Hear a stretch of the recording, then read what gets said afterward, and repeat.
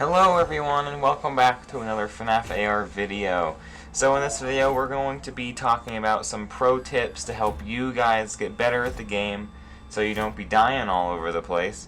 But before we get into that, don't forget to subscribe because I do Fnaf AR news, guides, and tutorials quite regularly.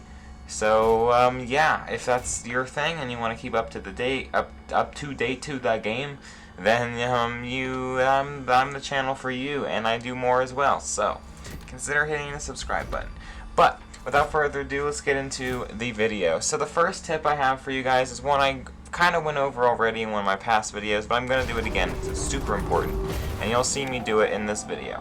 And that's to always look at the ground when fighting animatronics. I know that may sound absurd, but if you know this trick, then you know it's a good trick because it basically takes out haywires out of the equation. Because basically what you're doing is you're looking away from their eyes but still at them. So it won't kill you, and you can just not even worry about haywires whatsoever. So they're just non-existent. Like, it's really useful, and it's really nice to keep on track of the animatronics because then you can quickly look around for them near you. And it's way more efficient and way more helpful, and I highly recommend that you use this tactic. The only things it doesn't necessarily work for is Springtrap, because you have to look at his eye color all the time, and Toy Bonnie, because you also have to look at his eye color all the time. But all the other animatronics I do this for. I don't generally do it for Toy Chica and Toy Freddy, but you can still do it for them too. But yeah. Really helpful tip, and I definitely recommend that you guys take the opportunity to use it because it'll make your life a lot easier. Trust me, I'm honestly as good at the game as I am because of this tip, to be real. But the next tip I have is another combat trick, and that is a static finding thing that makes you find it faster? That doesn't sound right. But you'll kind of see me do it in here. When you find an animatronic that charges at you and doesn't uncloak or haywires, then right when it disappears you want to jerk to the left, and if he's not to the left you want to spin all the way around until you find him to the right.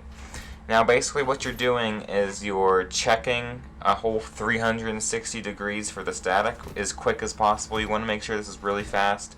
I recommend that you are quick.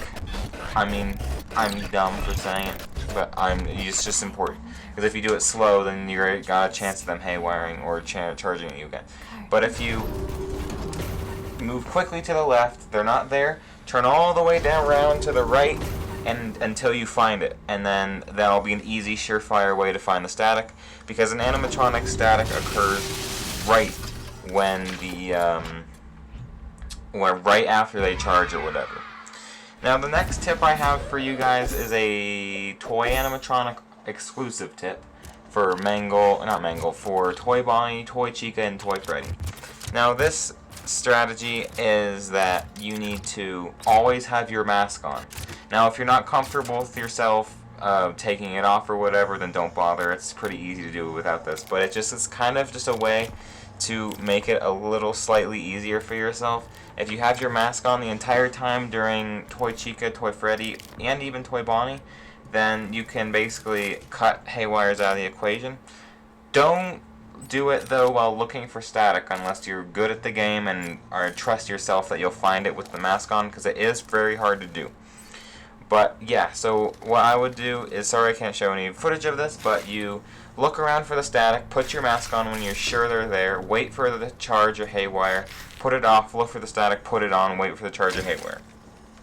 Do that for all three and you'll be good. But this is kind of a advanced tool that you should only use if you're like good at the game, but you can use it if you aren't good at the game because it's not that hard to use. But okay. The last and final tip I have for you today is this. Now this one's a fairly simple one, but it's on how to get very high streaks. As you can see on the leaderboard, some people have 400 up to 1,000, almost 2,000 high streaks, and you may be wondering, how is this possible? This is impossible. Well, how they do it is they get their friends to continuously send them easy animatronics over and over and over until they get high streaks. Just simple as that. Now, of course, this is only going to work if you have 1 or 2 friends, and if not more would help.